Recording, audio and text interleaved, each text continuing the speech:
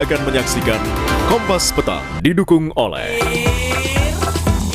Luak hitam baru, nggak kemanisan, mantap!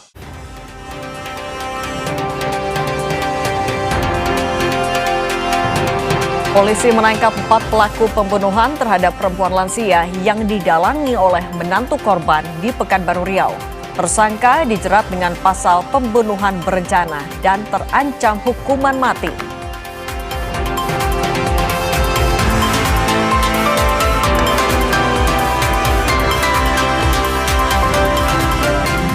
Ketua Majelis Syuro Partai Umat Amin Rais angkat bicara soal videonya terkait Sekretaris Kabinet Teddy Indrawijaya. Ia pun siap hadapi proses hukum jika perkara ini berlanjut ke pengadilan.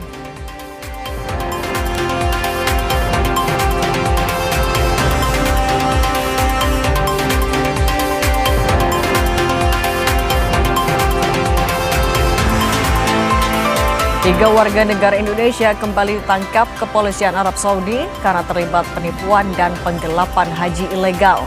Sejumlah barang bukti disita pasukan patroli keamanan, diantaranya berupa uang, komputer, hingga kartu haji palsu.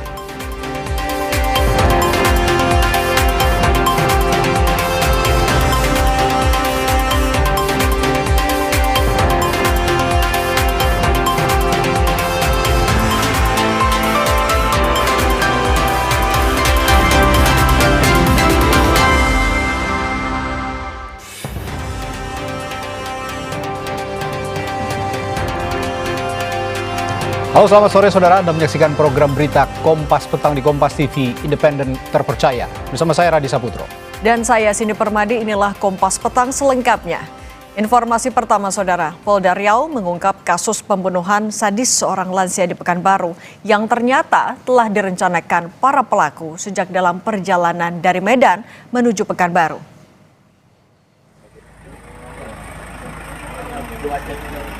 Dua pelaku berinisial AF dan SL telah ditangkap.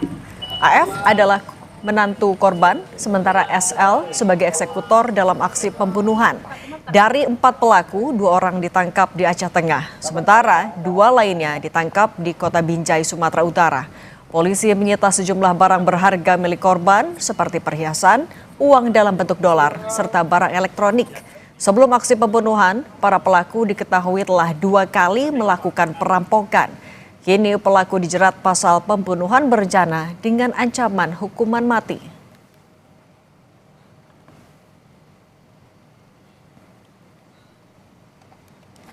Pelakunya 4 orang.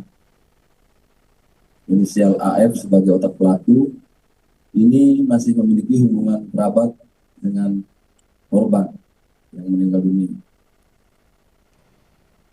Masih ada hubungan sebagai menantu dari korban. Kemudian si pelaku pembunuhan yang melakukan pemukulan dengan balok kayu atas nama SL dibantu dengan 2 orang temannya, E alias I serta L. Untuk 4 pelaku ini 2 orang perempuan dan 2 orang laki-laki. Jadi tanggal 29 kejadian, biasanya tanggal 30 malam, alhamdulillah 2 orang pelaku utama AF dan SL berhasil diamankan di Aceh Tengah. Selanjutnya, besoknya pada tanggal 1 pagi, hasil pengamanan 2 orang sisanya atas nama E alias I dan L berhasil diamankan di Binjai. Untuk kejahatan tersebut kami jerat dengan pasal pembunuhan berencana dan pencurian dengan kekerasan yang mengakibatkan matinya orang. Berdasarkan pengakuan pelaku yang masih menantu korban, motif dirinya menghabisi nyawa mertuanya itu karena sakit hati dan keinginan menguasai harta korban. Menurut polisi, pelaku AF mengaku kerap dikasari korban semasa ia masih tinggal di rumah milik korban.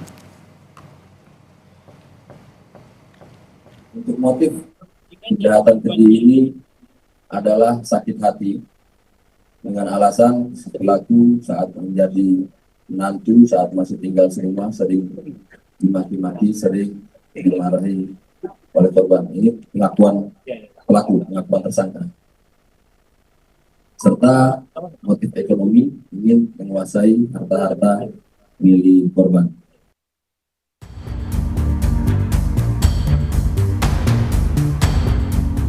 Polisi mengusut perampokan disertai pembunuhan terhadap lansia di Kota Pekanbaru, Riau yang diduga didalangi oleh menantu korban. Dari rekaman CCTV, perampokan sadis dilakukan 4 orang. Pelaku dengan leluasa masuk ke rumah usai disambut korban. Pelaku lain kemudian membunuh dan membawa kabur barang curian berupa uang tunai hingga perhiasan. Ditreskrimum Polda Riau bersama Polresta Pekanbaru menerjunkan tim Lab 4, Inavis, dan DVI untuk mencari bukti dan mengungkap kasus ini. Sebelumnya, korban memasang CCTV lantaran pernah kemalingan usai pelaku tidak lagi tinggal bersama sejak 2023. Ada yang menjongkel, nah itu ya. Dan di situ tidak ada lagi yang bisa dikenal lagi selain daripada orang yang bisa dikenal. Dia bertanya kepada anandanya yang atas nama Arnold tadi. Tapi akhirnya karena ada kecurigaan, barulah dipasang CCTV yang ada di tayangan-tayangan media sosial itu adalah baru dipasang pada tanggal 9 April 2026. Dan dari tayangan itulah peristiwa itu setidaknya bisa diyakinkan oleh pihak keluarga. Tentu dalam pengungkapan ini kami harus melibatkan bantuan teknis yang ada, baik itu dari bidang lapor Polda Riau dan juga dari Inavis dan juga dari DVI. Psikolog forensik Reza Indragiri menjelaskan, meski CCTV merekam rangkaian peristiwa perampokan dan pembunuhan, polisi harus melengkapi bukti agar para pelaku dapat dijerat pasal pembunuhan berencana. Kata berencana ketika diurai secara saintifik dengan menggunakan psikologi forensik, maka berencana itu harus dipastikan bahwa di benak pelaku atau para pelaku sudah tersedia 4 unsur, 4 elemen, yaitu target, insentif, sumber daya, dan resiko. Target artinya para pelaku itu sebelum datang ke TKP tahu persis siapa gerangan pihak atau manusia yang akan mereka incar. Dan manusia yang akan diincar tersebut akan diapakan nantinya. Pelaku kini telah ditahan dan diperiksa untuk mengungkap motif dan pasal yang dikenakan untuk menghukum para pelaku. Sementara jenazah korban telah dimakamkan di Taman Pemakaman HKBP di Kecamatan Rumbai pada Sabtu sore. Citra Indriani, Kompas TV, Pekanbaru, Riau.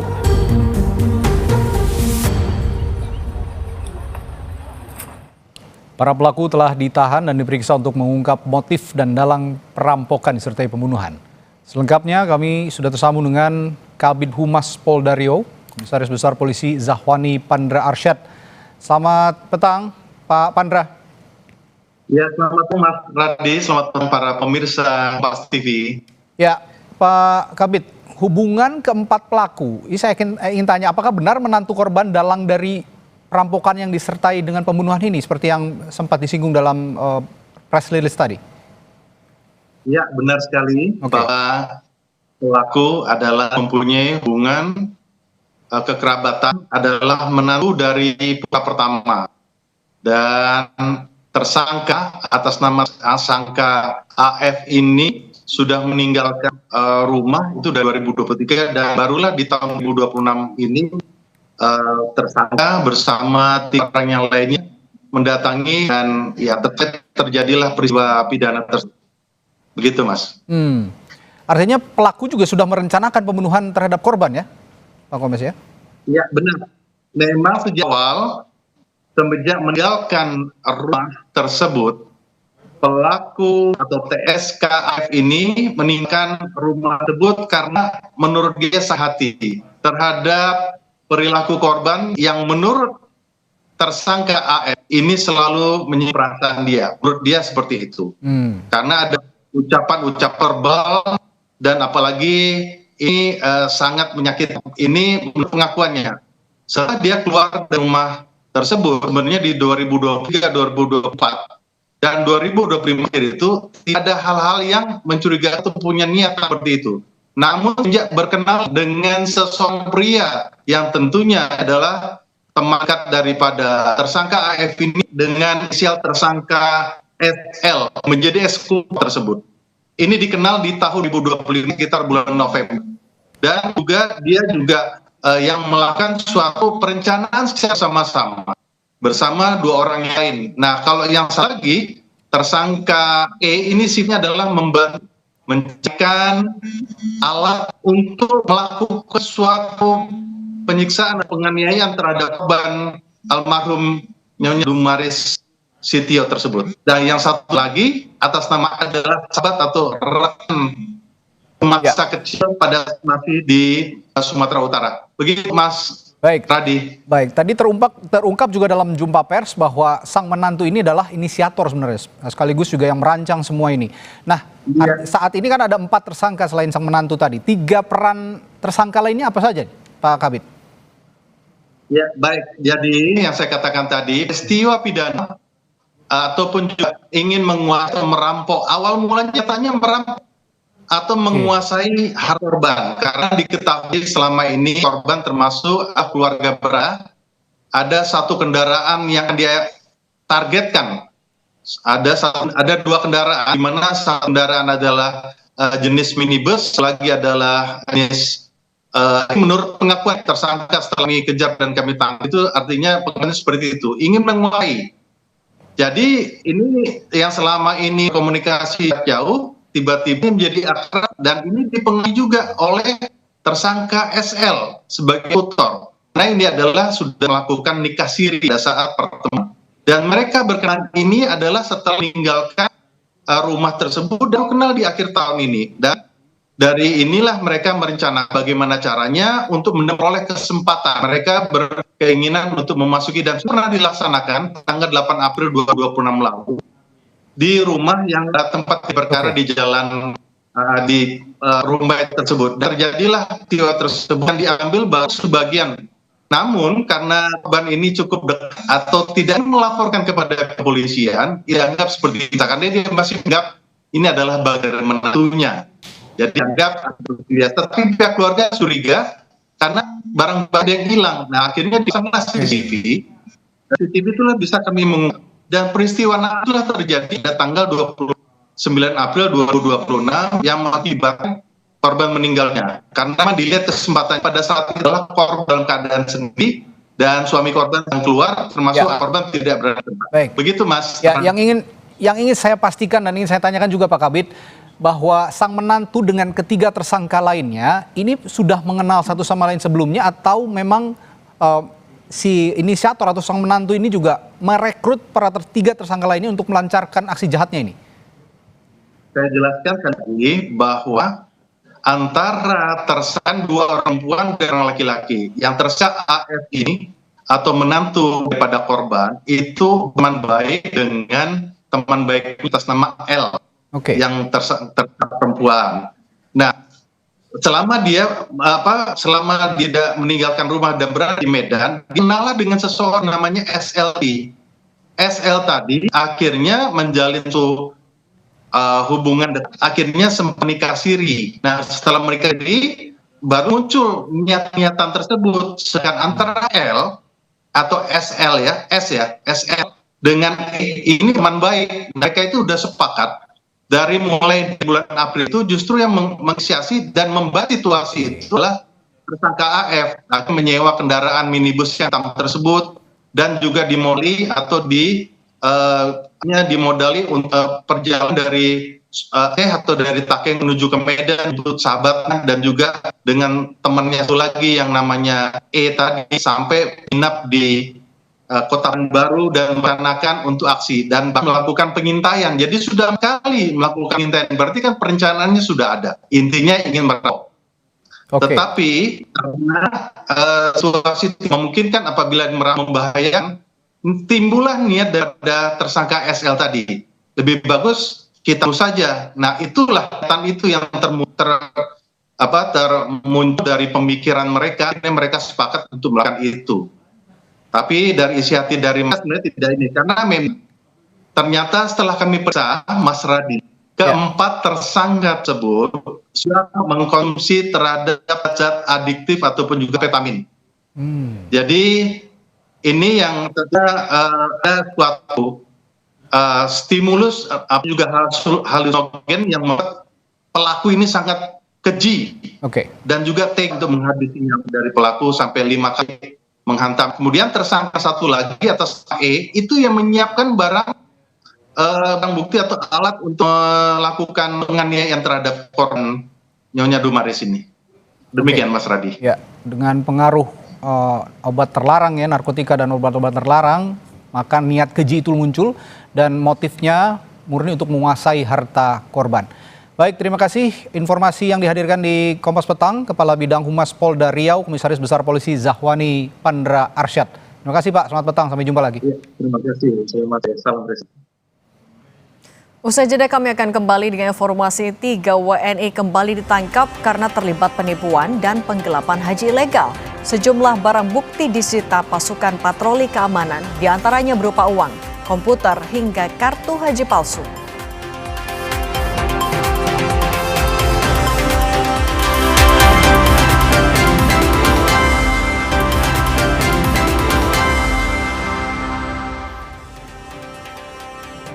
Saudara, 3 warga negara Indonesia kembali ditangkap kepolisian Arab Saudi karena terlibat penipuan dan penggelapan haji ilegal.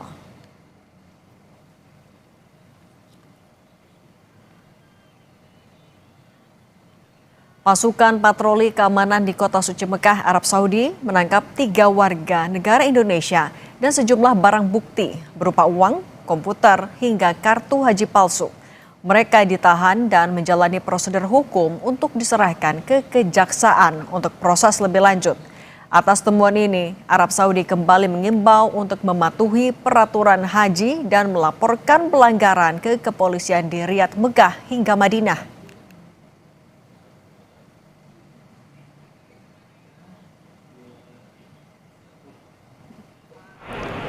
Merespons maraknya penawaran haji ilegal, Wakil Menteri Haji dan Umroh Dhanil Anzar Simanjuntak mengungkap Indonesia telah mencegah lebih dari 50 calon haji ilegal yang akan menuju Arab Saudi.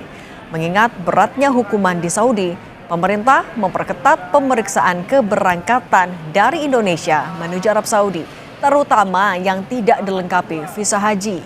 Hal itu disampaikan saat menerima kedatangan jemaah calon haji kloter 34 dari daerah asal saat tiba di asrama haji Donohudan di Kecamatan Ngemplak, Kabupaten Boyolali, Jawa Tengah, Sabtu sore.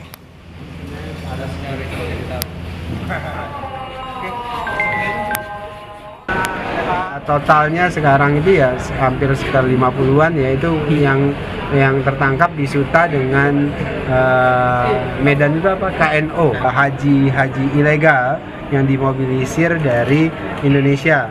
Kementerian Haji dan Umroh, kemudian imigrasi, juga kepolisian itu sudah melakukan patroli dengan ketat nanti di bandara supaya mereka yang mau berangkat ke Saudi Arabia tanpa visa haji itu bisa dicegah dari sini, karena kalau nanti tertangkapnya di Saudi Arabia itu dipastikan hukumannya sangat berat.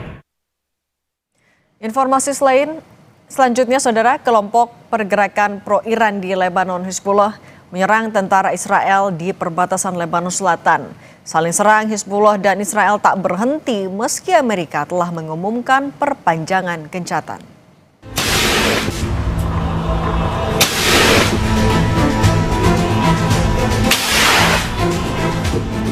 Hizbullah merilis serangan yang dilakukan akhir April, yakni serangan drone yang menargetkan tentara Israel di Balat, Lebanon Selatan.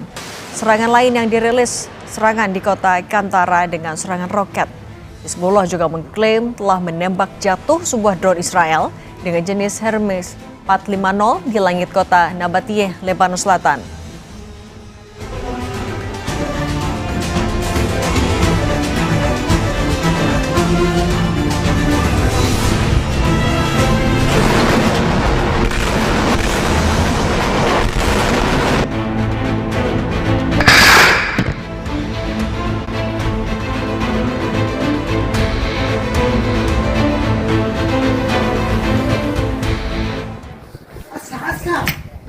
Sementara itu, serangan udara Israel menyasar kota Habouch di distrik Nabatiyeh, Lebanon Selatan, mengakibatkan 6 orang tewas.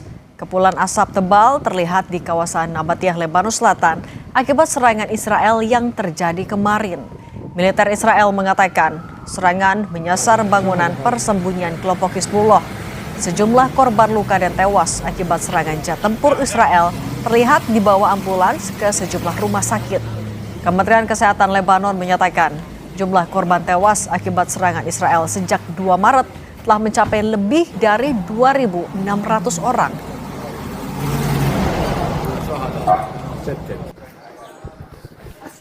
Sorotan lain, Saudara, Ketua Majelis Syuro Partai Umat Amin Rais merespons pernyataan Menkom Digi soal videonya yang dianggap fitnah dan mengandung ujaran kebencian kepada Sekretaris Kabinet Teddy Indrawijaya. Menurut Amin Rais, negara demokrasi menjamin kebebasan berpendapat setiap orang. Terlebih lagi yang menjadi poin perbedaannya terkait dengan masalah bangsa. Amin Rais menyebut Teddy Indrawijaya sebagai Sekretaris Kabinet telah melampaui batas kewenangannya, sehingga harus diberi tugas lain yang tidak menempel pada Presiden Prabowo Subianto. Karena diklaim kerap menghambat tamu yang ingin bertemu Presiden. Sementara terkait dampak hukum akibat pernyataannya, Amin menegaskan hanya Teddy yang berhak memperkarakan masalah itu.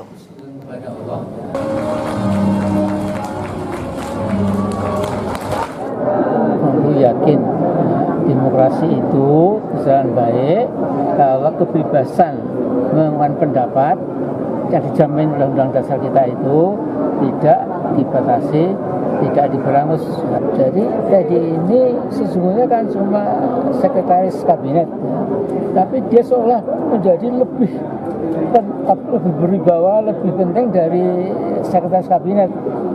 Dia bisa memilah-milah tamu mana yang bisa diterima, kemudian tokoh mana yang bisa terima, mana yang tidak. Gitu. Saya tidak menyebut nama, tapi saya punya teman menteri, ya, Menko, ya, yang bilang sama saya, Mas Amin, saya itu kadang-kadang mau ketemu presiden saya itu tidak bisa, karena kata Teddy tidak ada waktu atau belum ada waktu gitu. Padahal Pak Prabowo ada.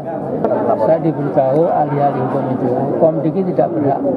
Ya, jadi yang berhak itu si Teddy, nah itu baru akan dibawa ke pengadilan.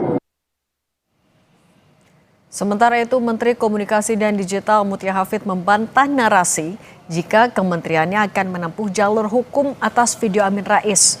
Menurutnya, jalur hukum yang dilakukan Komdigi sesuai kewenangan yang diatur dalam undang-undang, yakni menghapus dan menutup akses suatu akun atau konten secara terstruktur. Sementara mengenai gugatan terhadap Amin Rais, Mutia bilang bukan kewenangan Komdigi. Simbol dimulainya kegiatan hari ini. Dari Komdigi jelas bahwa kita akan melakukan langkah-langkah sesuai dengan tugas Komdigi yang diamanahkan di Undang-Undang ITE ketika menemukan hoax dan juga ujaran kebencian. Apa langkah-langkah dan kewenangan Komdigi, teman-teman bisa cek sendiri ya. Jadi salah satunya adalah melakukan take down. Jadi melakukan take down itu adalah juga bagian dari proses langkah hukum yang memang menjadi kewenangan Komdigi. Tentu yang akan kita lakukan, ini kan ada beberapa media yang bukan media ya, mungkin saya nggak tahu media atau bukan, tapi seolah-olah akan ada gugatan dan lain-lain yang tidak benar, itu bukan kewenangan Komdigi. Komdigi jelas menyatakan bahwa langkah yang diambil Komdigi adalah sesuai kewenangan Komdigi di Undang-Undang ITE. Sebelumnya, Kepala Badan Komunikasi Pemerintah Muhammad Kodari merasa prihatin atas pernyataan Amin Rais terkait orientasi seksual Seskap Teddy Indrawijaya. Menurutnya, tudingan terhadap Seskap Teddy muncul dari interpretasi keliru atas sebuah konten yang berjudul "Aku Bukan Teddy", sehingga konten tersebut disalahartikan sebagai pernyataan yang otentik. Kodari menilai pernyataan Amin Rais merupakan contoh nyata bahaya disinformasi dan berita hoax hingga bisa menyesatkan tokoh senior sekalipun. Teman-teman, ya sampai ketemu. Ya, kalau saya prihatin ya setelah melihat video Pak Amin Rais itu, prihatinnya itu adalah Pak Amin Rais sebagai tokoh, sebagai akademisi, sebagai profesor doktor telah menjadi korban dari hoaks. Jadi ini contoh dari bahaya hoax dalam medsos, bahaya dari AI, bagaimana seorang tokoh sepintar ya, sesenior seperti Pak Amin Rais itu bisa menjadi korban hoax. Jadi statement dari Pak Amin Rais tentang Pak Teddy itu adalah dasarnya hoax. Kompas Petang akan kembali usai jeda. Saudara, dalam 1 minggu ini terjadi 2 kecelakaan kereta api. 1 di Bekasi, Jawa Barat, dan 1 di Grobogan, Jawa Tengah. Lagi-lagi pintu perlintasan kereta api sebidang yang liar dan tidak terjaga jadi penyebabnya. Catatan Kompas TV akan mengulasnya sesaat lagi.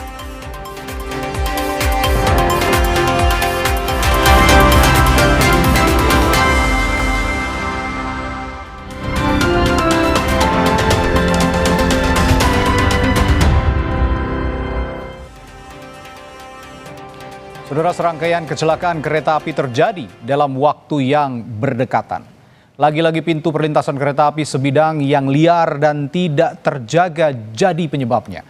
Presiden Prabowo Subianto sudah berjanji untuk memperbaiki sekitar 1.800 pintu perlintasan kereta di Pulau Jawa. Saudara, berikut catatan Kompas TV. Jangan ada lagi nyawa melayang di jalur kereta. Tragedi kereta api Argo Bromo Anggrek menabrak KRL komuter lain di stasiun Bekasi Timur jadi alarm keras bagi sistem perkereta apian Indonesia.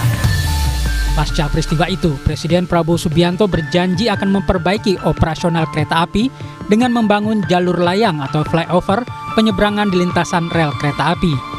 Ia juga mengakui masih banyak titik penyeberangan rel kereta tanpa penjagaan petugas. Kita perhatikan lintasan-lintasan kereta api ini banyak yang tidak dijaga ya, banyak tidak dijaga.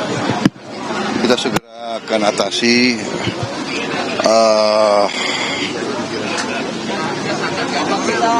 Pemerintah daerah Bekasi telah mengajukan dibuat flyover karena Bekasi ini juga padat ya, dan keperluan kereta api itu sangat penting, sangat mendesak. Jadi saya sudah setujui segera dibangun flyover langsung oleh bantuan Presiden. Kemudian di Jawa ada 1.800 titik yang juga lintasan seperti ini. Menteri Perhubungan Budi Purwagandi memastikan kecelakaan ini jadi momentum evaluasi total infrastruktur kereta api. Utamanya percepatan penyelesaian proyek double track atau rel 4 jalur untuk memisahkan jalur KRL dan kereta jarak jauh guna mengurangi risiko kecelakaan. Bagian dari evaluasi kami untuk double track itu ya, termasuk juga mengenai elektrifikasi, itu sudah merupakan bagian daripada evaluasi kami terhadap layanan kereta api khususnya yang KRL. Ya, setiap terjadinya kecelakaan itu pasti akan kami lakukan evaluasi. Ya, sehingga harapannya bahwa kita belajar dari apa yang terjadi dan kita memperbaiki ke depannya. Insya Allah mungkin ke depannya kita akan segera merealisasikan pemasangan palang pintu untuk lintasan sebidang. Sementara itu, Polda Metro Jaya meningkatkan status perkara kecelakaan kereta api Argo Bromo Anggrek dan KRL di stasiun Bekasi Timur dari penyelidikan ke penyidikan. Polisi memeriksa masinis kereta dan sopir taksi daring yang terjebak di rel kereta sebelum kecelakaan terjadi. Sejumlah saksi juga akan dimintai keterangan untuk mengungkap ada tidaknya dugaan kelalaian dalam kasus kecelakaan ini. Nah, tim penyidik akan mendalami apakah dari kealpaan ataupun kelalaian ini mengakibatkan luka sampai dengan hilangnya nyawa seseorang. Ini juga akan harus kita dalami ya secara komprehensif. Belum tuntas kecelakaan kereta api di Bekasi Timur, peristiwa serupa terjadi di Grobogan, Jawa Tengah. Kecelakaan terjadi di area perlintasan yang pengamanannya dikelola swadaya warga. Dari hasil olah TKP yang dilakukan Satlantas Polres Grobogan, kecelakaan terjadi karena jarak pandang sopir terbatas akibat tebalnya kabut di lokasi kejadian. Sopir tak melihat ada kereta api Argo Bromo Anggrek yang melintas. Kejadian laka diakibatkan jarak pandang terbatas akibat kabut sehingga KBM Avanza yang saat itu ingin mau melintas di perlintasan Berpalang Pintu Swadaya, sehingga bersama dari arah barat ke timur ada KA Argo Bromo Anggrek yang saat itu tidak terlihat. Kecelakaan juga terjadi di Blitar, Jawa Timur. Kereta komuter lain Doho relasi Malang-Kertosono menabrak truk pasir yang mogok di perlintasan Berpalang. Truk nekat melintas saat sirine peringatan sudah berbunyi dan petugas bersiap menutup palang pintu.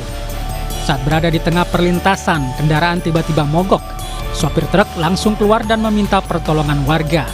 Meski sempat didorong belasan orang, tabrakan tak terhindarkan. Rentetan kejadian kecelakaan ini menjadi alarm perlunya peningkatan kewaspadaan hingga sistem keamanan di jalur-jalur kereta. Tim Liputan Kompas TV.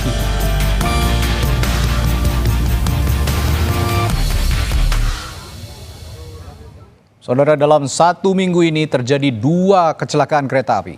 Satu di Bekasi, Jawa Barat dan satu lagi di Grobogan, Jawa Tengah. 16 orang perempuan penumpang kereta rel listrik rute Jakarta Cikarang tewas ditabrak kereta Argo Bromo Anggrek. Di Grobogan, 5 orang pengantar jemaah haji tewas tertabrak kereta Argo Bromo Anggrek. Sungguh memprihatinkan dan menyedihkan. Ayah ibu kehilangan anak, adik kehilangan kakak, keluarga ditinggal tulang punggung secara tragis. Mahal sekali harga yang harus dibayar akibat kelalaian dan sikap abai. Lagi-lagi pintu perlintasan kereta api sebidang yang liar dan tidak terjaga jadi penyebabnya. Sepertinya tidak pernah habis peristiwa tabrakan kereta api dengan mobil, sepeda motor, truk, atau bahkan pejalan kaki di jalur perlintasan kereta.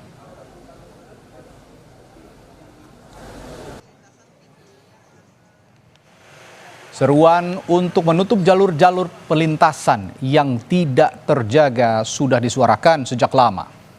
Tahun 2013 saat tabrakan KRL Serpong Tanah Abang dengan truk di pintu perlintasan kereta Pondok Betung. Saat itu Presiden Susilo Bambang Yudhoyono mengatakan kejadian itu harus jadi pelajaran agar tidak terulang kembali.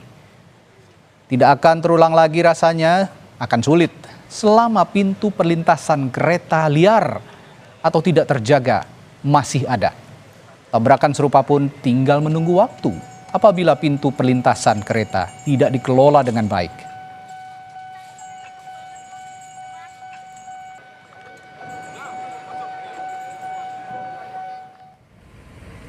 Karena itu kita perlu mengawal janji Presiden Prabowo Subianto yang menyiapkan dana 4 triliun rupiah untuk memperbaiki sekitar 1.800 pintu perlintasan kereta di Pulau Jawa.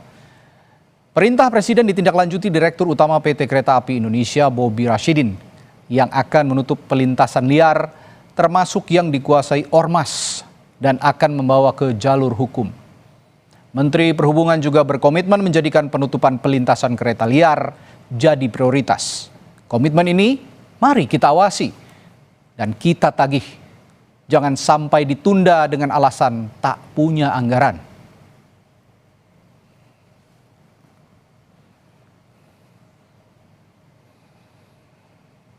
Bila nanti hasil penyelidikan KNKT ada unsur human error, PT KAI juga harus segera melakukan pembenahan kru kereta api.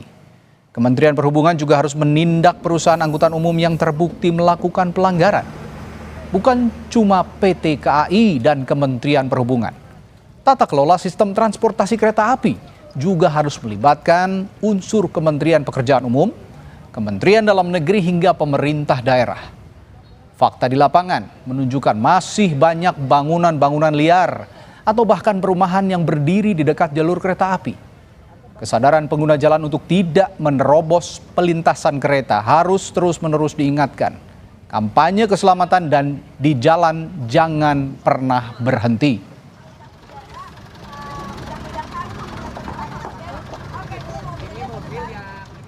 Saudara, Undang-Undang Nomor 23 Tahun 2007 tentang Perkeretaapian dan Undang-Undang Nomor 22 Tahun 2009 tentang Lalu Lintas dan Angkutan Jalan sudah jelas mengatur keterlibatan jalur kereta dan jalan raya.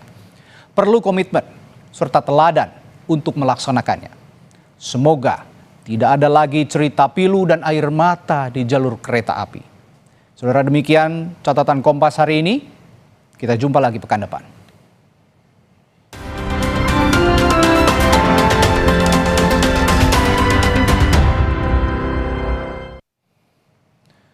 Saudara, persoalan nuklir Iran jadi alasan Amerika Serikat menolak melanjutkan negosiasi. Lantas benarkah Iran memiliki senjata nuklir yang akan mengancam sejumlah negara seperti yang disebutkan Presiden AS Donald Trump? Pembahasannya kami hadirkan setelah jeda di Kompas Petang.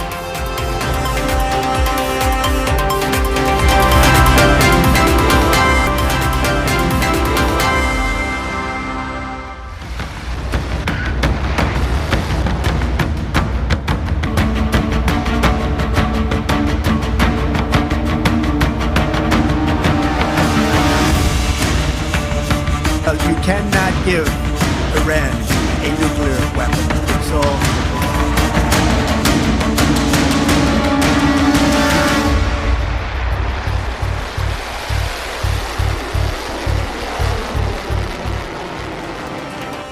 Kompas Petang kami lanjutkan bersama saya Cindy Permadi. Saudara, sebuah mural bergambar Presiden AS Donald Trump dengan mulut disegel bergambar seperti Selat Hormuz dipasang di pusat Teheran. Inilah gambar mural bergambar Presiden AS Donald Trump dengan mulut disegel bergambar seperti Selat Hormuz dipasang di pusat Teheran. Salah seorang warga Iran mengaku bangga menunjukkan martabat Iran melalui karya seni mural. Mural ini memperlihatkan Iran berhasil menundukkan Trump melalui Selat Hormuz. معنی ایرانیه که تونستیم عزت و اعتباری که داریم و یه بار دیگه با این دیوار نگاره خیلی قشنگ بتونیم به رخ بیاریم، به رخ اونایی که ادعا میکنن که ابرقدرت دنیا و علنا میگن مالک دنیا هستیم، اما نه، الان میبینیم که مالک دنیا یه جوری ما باهاش تا کردیم تو منطقه، تو جنوب کشورمون که عملا استیصال شده. یعنی عرضم به حضور شما دست و پا بسته شده و در دست و پا میزنه. Presiden AS Donald Trump memperingatkan serangan militer baru ke Iran mungkin akan dilakukan jika Teheran melakukan sesuatu yang buruk kepada Amerika. Sementara saat ditanya tentang kemampuan misil Iran yang tersisa sekitar 15%, Trump bilang ada rencana untuk menghilangkannya.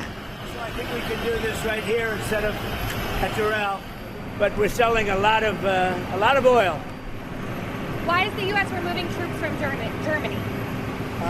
We're going to cut way down, and we're cutting a lot further than 5,000. Say that. I said that if we left right now, it would take them 20 years to rebuild. But we're not leaving right now. We're going to do it so nobody has to go back in 2 years or 5 years. It'll be a start for them to build up again. And yeah, I would like to eliminate it. Sir, Mr. President. I mean, I can't tell that to a reporter. If they misbehave, if they do something bad, but right now, we'll see. But it's a possibility that could happen, sir. Saudara, dalam pernyataan yang dibacakan penyiar berita televisi, pemimpin tertinggi Iran, Ayatollah Mojtaba Khamenei bilang Republik Islam Iran akan melindungi kemampuan nuklir dan rudal Iran sebagai aset nasional. Mojtaba diyakini berusaha mengambil sikap tegas setelah Presiden AS Donald Trump berupaya mencari kesepakatan yang lebih luas guna memperkuat gencatan senjata yang saat ini dinilai sedang rapuh. امروز برانگیختگی معجزه‌گون ملت ایران منحصر در 10 میلیون جان فدای مبارزه با صهیونیسم و آمریکای خونریز نمانده و پیشاپیش صفوف به هم پیوسته امت مبعوث شده اسلامی 90 میلیون هموطن غیور و شریف ایرانی داخل و خارج از کشور تمامی ظرفیت‌های هویتی، معنوی، انسانی، علمی، صنعتی و فناوری‌های پایه‌ای و نوین از نانو و بیو تا هسته‌ای و موشکی را سرمایه ملی خود فرض کرده و همچون مرزهای آبی، خاکی و هوایی پاسدار آن خواهند بود. Sebaliknya, Presiden AS Donald Trump menegaskan kembali Iran tidak boleh memiliki senjata nuklir. Trump takut Iran akan memakainya untuk menyerang Israel, Timur Tengah, Eropa, atau bahkan Amerika. Not give Iran a nuclear weapon. It's all I can say. We can, because they would use it on a place called Israel very quickly, and they would use it in the Middle East, and they'd use it in Europe, and I guess we'd be next, and it's not going to happen. Don't worry about it. We've taken apart. We've taken their Air Force is non-existent. It's gone. Persoalan nuklir Iran kini seakan menjadi alasan Amerika Serikat menolak melanjutkan negosiasi. Trump memilih menyiapkan serangan baru ke Iran jika negara itu masih keras kepala untuk memiliki senjata nuklir. Lantas benarkah Iran memiliki senjata nuklir yang akan mengancam sejumlah negara seperti yang disebutkan Trump? Kita bahas bersama dosen Hubungan Internasional FISIP UI, Agung Nurwijoyo, dan dosen dari International Institute for Islamic Studies di Iran, Kasem Muhammadi. Selamat petang semuanya. Selamat petang, Mbak. Ya, selamat petang. Oke, Trump kan selalu beralasan atau berdalih kalau salah satu alasan dia menyerang Iran adalah soal nuklir yang dinilai berbahaya. Kalau menurut Anda, Mas Kasim, sebagai warga negara Iran, beralasan tidak ketakutan Trump ini? Bismillahirrahmanirrahim.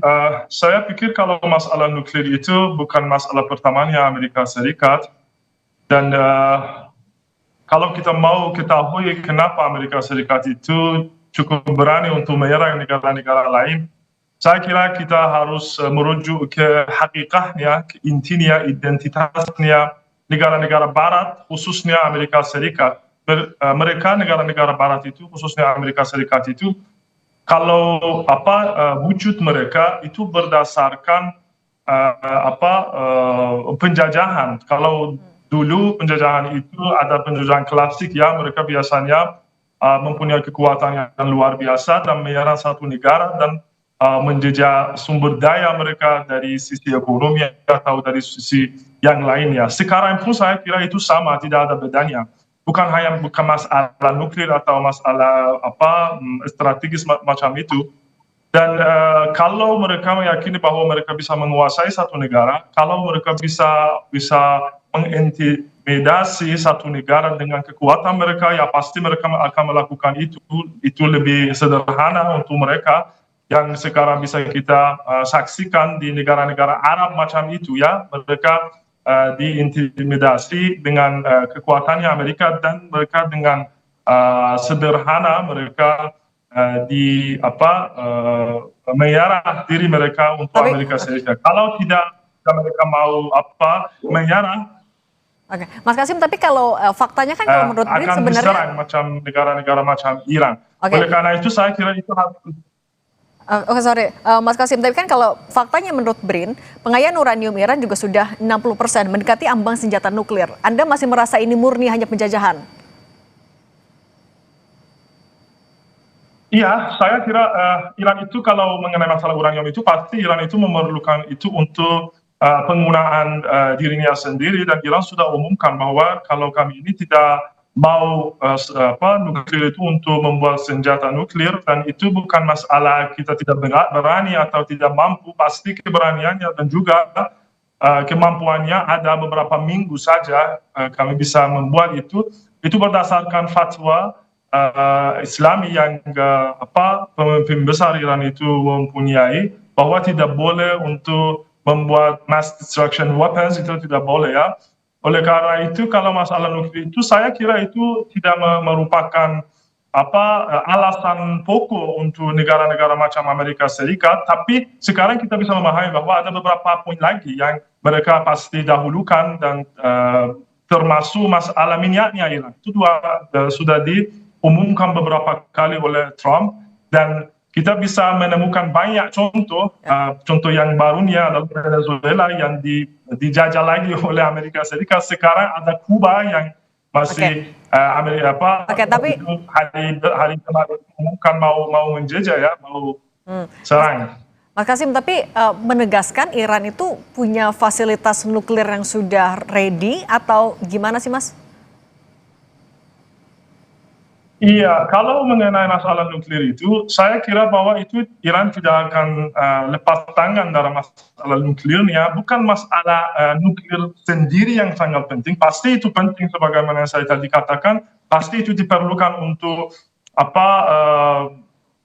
untuk kepentingannya Iran sendiri. Tapi itu sekarang masalah nuklir itu sekarang merupakan baris merahnya Iran, karena kami tahu bahwa kalau kita lepas tangan dari itu, mereka tidak akan berhenti di sana, dan itu sejarah yang membuktikan itu. Mereka tidak akan berhenti di sana. Sebagaimana yang saya tadi katakan, identitas penjajah macam itu, kalau kamu mundur, mereka maju lagi. Ya, oleh karena itu, sekarang kalau nuklir itu, mereka baru akan bilang bahwa kalau rudal Iran juga harus terbatas, kalau tahu ada mungkin satu ancaman yang mereka angkat, ancaman itu juga harus dihabiskan.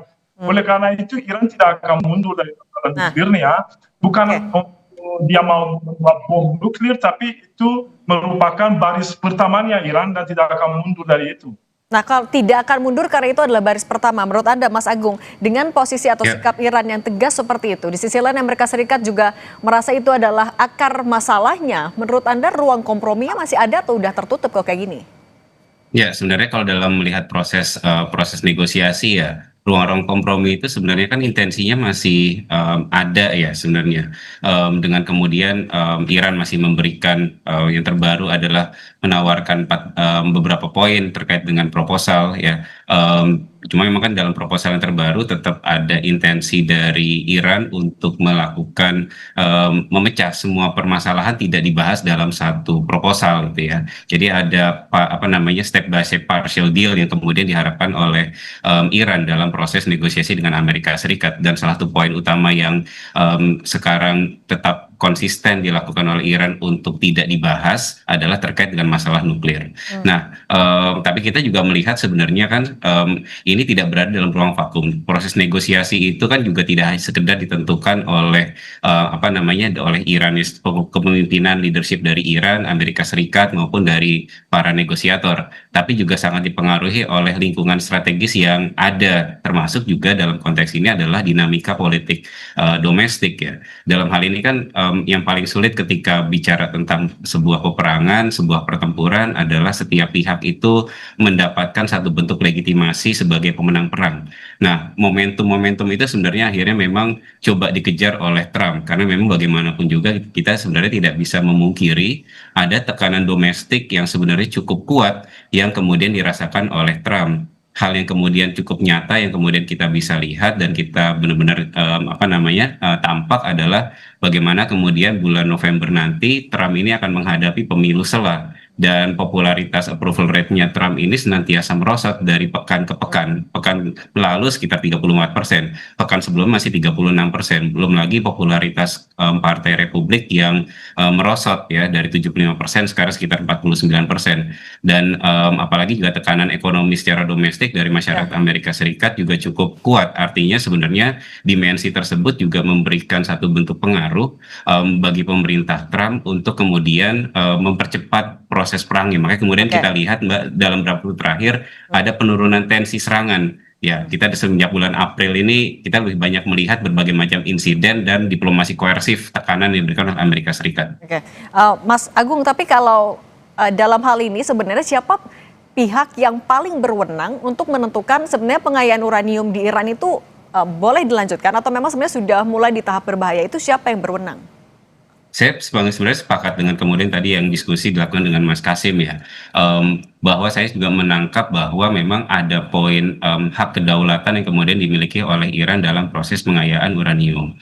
Kalau kemudian tadi ada laporan yang menyebutkan bahwa proses pengayaan uranium Iran sudah sampai kepada tahap 60%, tapi kan ada ambang batas sebenarnya. Dan Mas Kasim juga sebagai warga Iran dan sebagai seorang peneliti di sana juga kan sangat memahami tadi rakyat Iran itu sangat menghargai keberadaan fatwa dari para pemimpin ulamanya seperti itu, ada dari supreme leadernya. Bahkan kita melihatkan bahwa tadi pernyataan Mas Kasim sangat jelas ketika bahwa tidak boleh tuh kepemilikan WMD, senjata pemusnah massal. Artinya kan sebenarnya Iran dalam tahap tersebut sangat menghargai ya ambang batas tersebut. Bahkan kalau kita melihat flashback ke dalam beberapa waktu terakhir, keinginan Iran untuk memiliki nuklir untuk tujuan damai, bukan senjata nuklir ya, nuklir untuk tujuan damai. Artinya kan nuklir untuk tujuan damai kan itu hanya untuk pengembangan energi dan segala macamnya. Ya, berbeda dengan Israel yang sebenarnya di proyek di Monas sudah memiliki senjata nuklir.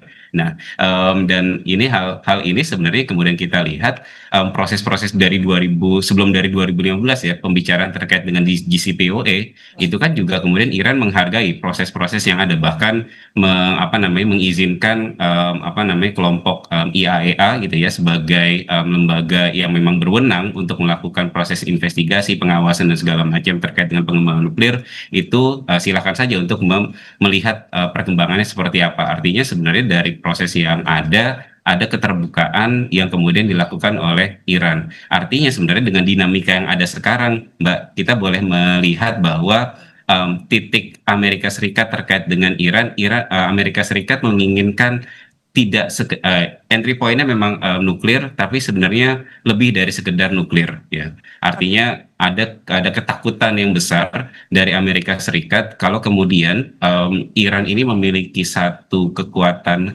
penting dan tetap menjadikan ancaman yang besar buat kawasan di kawasan Timur Tengah. Dan satu entry point-nya adalah menghentikan nuklir. Ya. Tapi kan kalau misalnya kita bicara soal nuklir, bukan Iran saja yang lagi punya nuklir gitu. Ada negara-negara lain yang sudah advance, lebih develop, misalnya ada Korea Utara, tapi apa yang jadi alasan utama Trump untuk ya mengganggu Iran tapi Korea nggak disentuh? Nah, kalau poin Korea ini menarik ya Mbak ya, karena memang ini jadi diskusi yang juga sering kali muncul ya, mengapa Iran senantiasa terus ditekan, diberikan sanksi bahkan dari tahun 79 itu ya, bahkan diserang terkait dengan program nuklir, yang sementara Korea Utara ini cenderung yang jelas-jelas sudah punya senjata nuklir justru relatif dibiarkan gitu ya. Sebenarnya jawabannya bukan sesederhana karena Korea Utara sudah punya senjata nuklirnya dan Iran ini belum. Tapi sebenarnya menurut saya ada faktor strategis, ada faktor geografis, militer, ekonomi, apalagi politik aliansi yang membuat kalkulasi Amerika Serikat sangat berbeda terhadap dua negara ini. Artinya kebijakan luar negeri yang dilakukan oleh satu negara terhadap negara yang lain, apalagi yang dilakukan oleh great powers, ini tidak one size fit all, jadi tidak sama antara satu dengan yang lain. Nah, dalam logika strategis Amerika Serikat sebenarnya kita bisa melihat, sebenarnya saya merasa bahwa bagi negara yang sudah punya nuklir ya, baik senjata maupun pengembangan uraniumnya, bahkan sampai ke level senjata ya, memang kecenderungan harus dihadapi dengan strateginya biasanya deterrence ya, prosesnya proses penangkalan. Tapi kalau negara yang belum punya senjata nuklir seperti halnya Iran, ini ada kecenderungan untuk ditekan dan dicegah secara koersif. Jadi bahasa sederhananya sebenarnya kecenderungannya saya melihat Washington ini melihat Iran ini sebagai pihak yang aktor yang masih bisa dihentikan. Sedangkan Korea Utara itu dianggap terlambat dicegah. Nah, itu yang logika yang kemudian mungkin saya lihat dalam proses kebijakan yang berbeda terhadap Korea Utara dan Iran. Nah, kalau misalnya Iran kan saat ini berarti belum di tahap itu sampai memproduksi nuklir. Nah, kalau menurut Anda Mas Kasim, sebenarnya akar masalahnya itu apakah jangan-jangan yang jadi ambisi atau latar belakang AS melakukan serangan adalah karena memang ada konflik antara Iran dan Israel, itu yang jadi alasan utama Amerika Serikat? Mas Kasim? Saya pikir kalau masalah perbedaan di antara Iran dan Korea Utara itu bukan masalah nuklirnya. Ini yang saya pemahami secara yang sebagaimana yang saya tadi katakan, kalau filosofi yang berdasarnya Amerika Serikat itu menjalankan kebijaksanaan luar negeri ya, sebagaimana saya tadi katakan itu adalah macam penjajahan dulu ya, sekarang ada penjajahan modern ya. Bagaimana begini, bahwa sekarang kalau Iran dan Korea Utara itu beda sekali. Kalau Korea Utara itu tidak punya minyak ya, itu juga kalau secara strategis dan geopolitik Iran itu luar biasa. Sekarang kita bisa memahami bahwa Selat Hormuz itu bagaimana kepentingannya atau pentingnya bagaimana Selat Hormuz itu dan Teluk Persia itu pasti tidak dipunyai Korea Utara, dan juga masalah ancaman yang dianggap oleh Amerika Serikat yang bisa terlihat dari Iran terhadap Israel yang merupakan sekutu pokoknya Amerika Serikat. Dan kita tahu bahwa hampir semua 3/4 senator dan juga di presiden Amerika Serikat sangat pengaruh oleh AIPAC yang didukung Zionis Israel itu. Oleh karena itu, dan kalau ada ancaman untuk Israel atau untuk AIPAC, pasti ini mereka meyakini bahwa harus habiskan ancaman macam itu. Oleh karena itu saya tidak pikir bahwa itu masalah nuklir yang mereka, tapi penting kedudukan luar biasanya Iran di Timur Tengah ini. Oke, nah di tengah masih panasnya eskalasi di Timur Tengah, yang terbaru juga adalah kabar Presiden Iran akan memecat Menteri Luar Negeri. Apa yang sebenarnya terjadi? Kita akan bahas usai jeda, tetap bersama kami di Kompas Petang.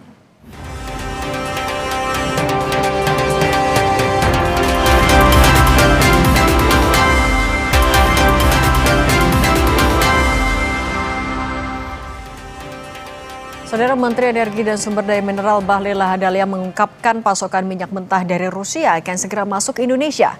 Bahlil menjelaskan fokus utama pemerintah memastikan stok BBM di dalam negeri tersedia.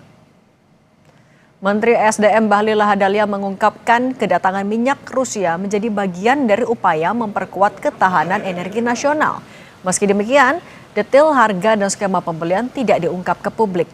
Bahlil menegaskan, yang terpenting adalah ketersediaan stok BBM dalam negeri tetap terjaga. Namun Bahlil enggan menjelaskan detail harga pembelian minyak mentah dari Rusia. Ada dulu lah, dalam keadaan kondisi kayak begini, negara harus menjamin ketersediaan semua jenis BBM. Itu jauh lebih penting. Nanti kalau sudah agak stabil, kondisi geopolitiknya udah mulai membaik, baru kita pikirkan langkah berikut lagi. Ya, bagi saya yang paling penting adalah semua stok kita ada, dan untuk Rusia sebentar lagi masuk ya.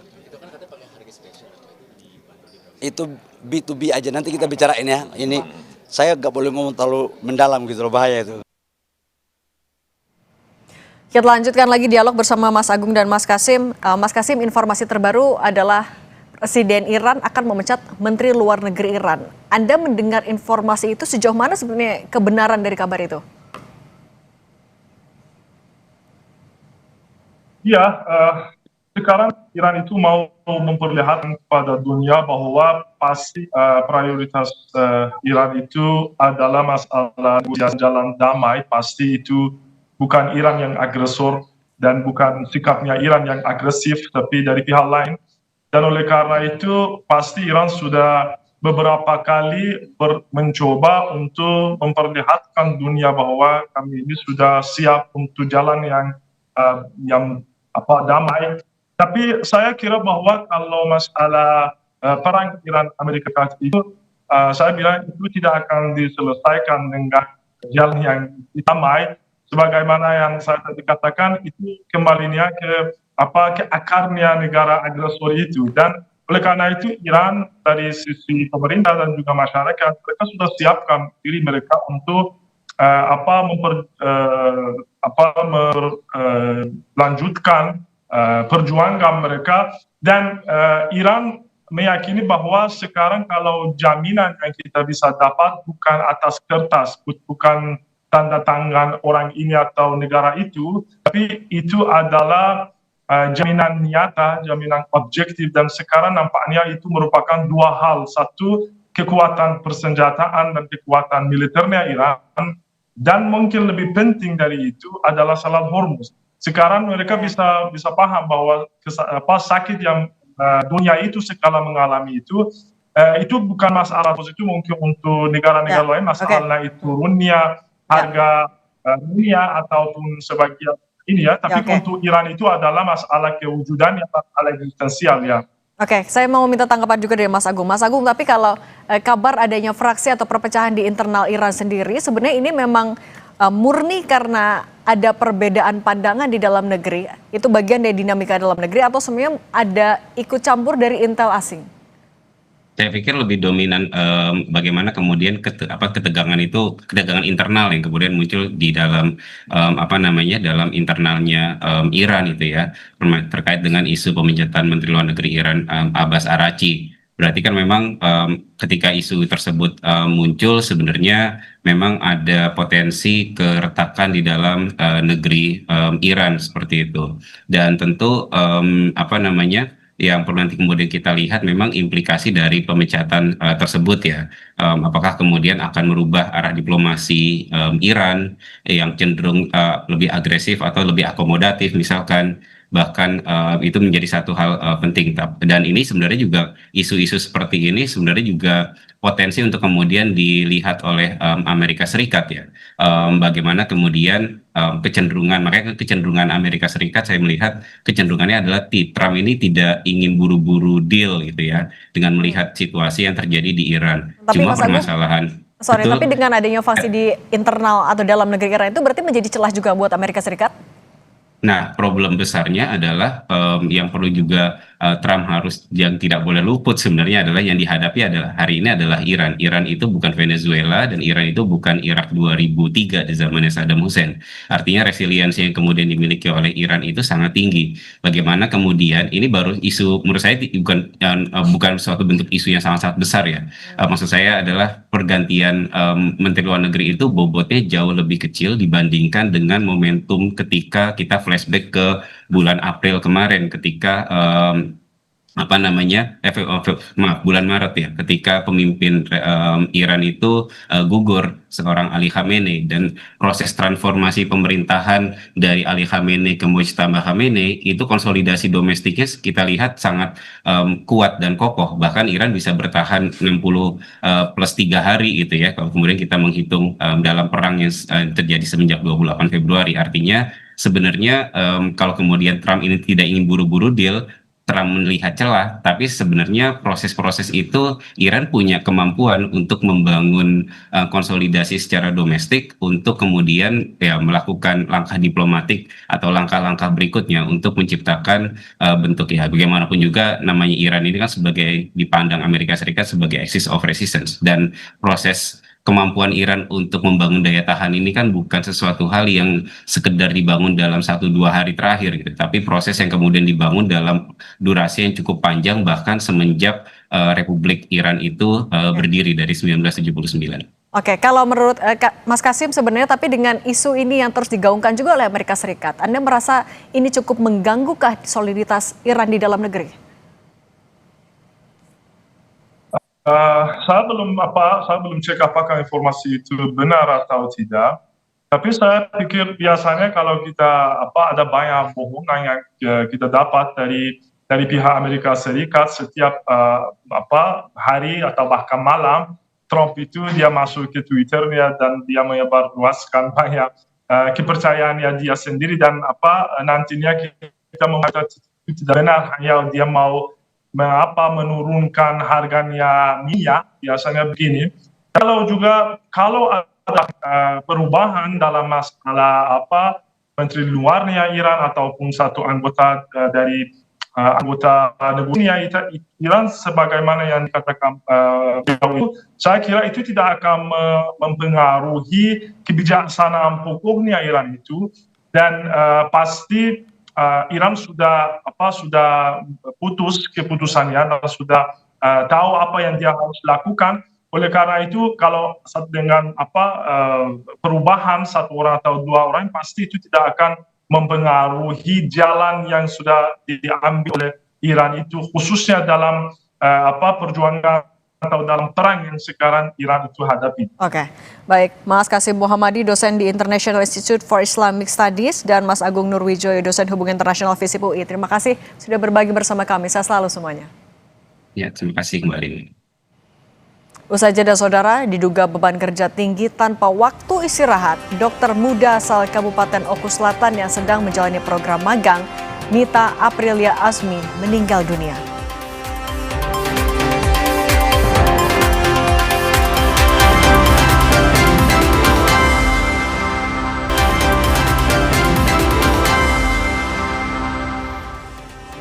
Terima kasih masih bersama kami di Kompas Petang. Saudara, diduga beban kerja tinggi tanpa waktu istirahat, dokter asal Kabupaten Oku Selatan yang sedang menjalani program magang, Mita Aprilia Azmi, meninggal dunia.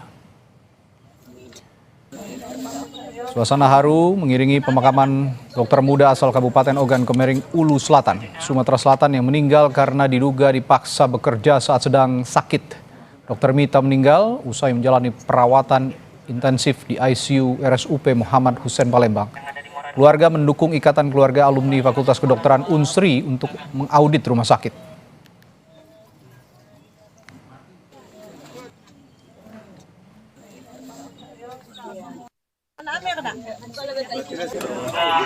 Program intensif dari Kementerian Kesehatan Republik Indonesia diharapkan benar, tidak lama lagi akan menyelesaikan profesinya sebagai dokter intensif dan menjadi dokter umum. Kami keluarga besar mendukung apa yang dilakukan oleh Ikatan Keluarga Alumni Unsri untuk melakukan investigasi dari kasus Mita ini. Mudah-mudahan ada titik terang untuk perbaikan. Ikatan Alumni Fakultas Kedokteran Universitas Sriwijaya menduga ada kejanggalan di balik meninggalnya Dr. Mita. Wakil Ketua 1 IKFK Unsri, Legiran, bilang rekan-rekan sejawat korban sempat merasa ketakutan untuk berbicara. Oleh karena itu, IKPK Unsri meminta Menteri Kesehatan untuk melakukan investigasi terkait kematian Dr. Mita apakah ada temuan unsur pidana atau kesalahan administrasi.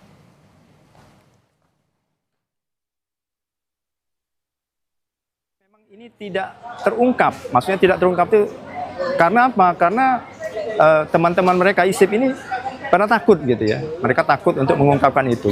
Dan kami akhirnya memutuskan tadi untuk meminta Kemenkes, Pak Menteri, terutama Menteri Kesehatan untuk melakukan tindak lanjut. Dan alhamdulillah hari ini kita akan melakukan tindak lanjut untuk melakukan investigasi di lapangan. Apakah memang terjadi misadministrasi atau itu terjadi pidana atau apapun, nanti kita lihat ya hasilnya. Kita akan bekerja sama juga. Sementara dalam pernyataan tertulis, Kementerian Kesehatan tidak akan berspekulasi terkait penyebab kematian dan menunggu hasil investigasi secara menyeluruh selesai. Investigasi dilakukan secara komprehensif untuk menelusuri seluruh rangkaian kejadian, termasuk aspek pelayanan medis, tata kelola wahana internship, beban kerja, pendampingan peserta, serta proses screening kesehatan sebelum penempatan.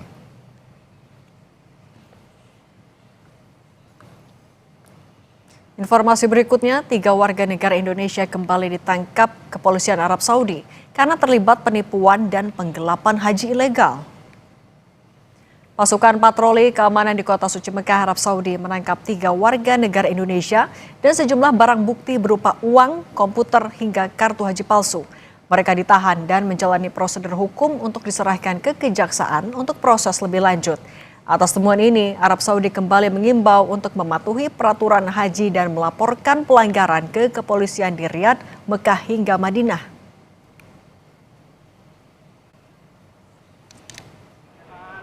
Merespons maraknya penawaran haji ilegal, Wamen Haji dan Umroh Dhanil Anzar Simanjuntak mengungkap Indonesia telah mencegah lebih dari 50 calon haji ilegal yang akan menuju Arab Saudi. Mengingat beratnya hukuman di Saudi, pemerintah memperketat pemeriksaan keberangkatan dari Indonesia menuju Arab Saudi, terutama yang tidak dilengkapi visa haji. Hal itu disampaikan saat menerima kedatangan jemaah calon haji kloter 34 dari daerah asal saat tiba di asrama haji Dono Hudan di Kecamatan Ngemplak, Kabupaten Boyolali, Jawa Tengah, Sabtu sore. Totalnya sekarang itu ya hampir sekitar 50-an, yaitu yang tertangkap di Suta dengan Medan itu apa, KNO, haji ilegal yang dimobilisir dari Indonesia. Kementerian Haji dan Umroh, kemudian imigrasi, juga kepolisian itu sudah melakukan patroli dengan ketat nanti di bandara supaya mereka yang mau berangkat ke Saudi Arabia tanpa visa haji itu bisa dicegah dari sini, karena kalau nanti tertangkapnya di Saudi Arabia itu dipastikan hukumannya sangat berat. لا شريك لك لبيك إن الحمد والنعمة لك والملك لا شريك لك. Informasi penyelenggara ibadah haji tahun 2026, Saudara. Pintu gerbang asrama haji Embarkasi Surabaya menjadi saksi perpisahan haru antara jemaah calon haji dengan keluarga yang mengantar. Gerbang depan Asrama Haji Surabaya ini bukan sekedar pintu masuk, melainkan titik pertemuan antara jemaah calon haji dengan orang-orang terdekat yang mengantar. Disinilah menandai awal perpisahan sementara dengan keluarga dengan jemaah calon haji. Di tempat sederhana inilah tangan saling berjabat dan doa-doa dititipkan dengan penuh harapan. Saudara, jika jemaah membutuhkan jasa pendorong kursi roda saat tawaf dan sa'i, petugas haji akan membantu mencarikan jasa pendorong resmi di Masjidil Haram. Berapa harga jasa pendorong kursi roda ini? Kita simak liputan jurnalis Kompas TV Sofyan Hartanto dari Mekah, Arab Saudi. Jika jemaah haji ingin melakukan tawaf menggunakan kursi roda, bisa menggunakan jasa teman ini. Nah, jasa ini mereka adalah resmi ya. Ya, mereka resmi. Jadi jangan menggunakan yang ilegal. Jasa resmi itu harganya berapa? Nah, ada tulisannya, semuanya ada resmi. Jadi para jemaah haji yang ingin melakukan memesan jasa ini, jadi harus benar-benar memeriksa dulu identitas. Mereka akan mengantar dari hotel menuju ke Ka'bah tawaf, selesai baru bayar. Jadi harganya 300 real ya. Ya, sampai hotel hanya 300 real. Total hotel only 300. Jadi semuanya total adalah 300 real. Oke. Siapa tahu yang ingin memesan kursi roda untuk tawaf resmi, harganya 300 real untuk saat ini. Bisa pesan ke siapa namanya? What's your name? Maslah. Bisa pesan ke Maslah. Terima kasih. Salam dari Arab Saudi. Waalaikumsalam. Sofyan Hartanto, Kompas TV, Mekah, Arab Saudi. لبيك لا شريك لك لبيك إن الحمد والنعمة لك والملك لا شريك لك. Berita selanjutnya di Kompas Petang setelah jeda. Ribuan warga memadati lapangan tembak Tembalang, Kota Semarang, Jawa Tengah untuk menyaksikan festival balon udara yang digelar untuk pertama kalinya di kota ini.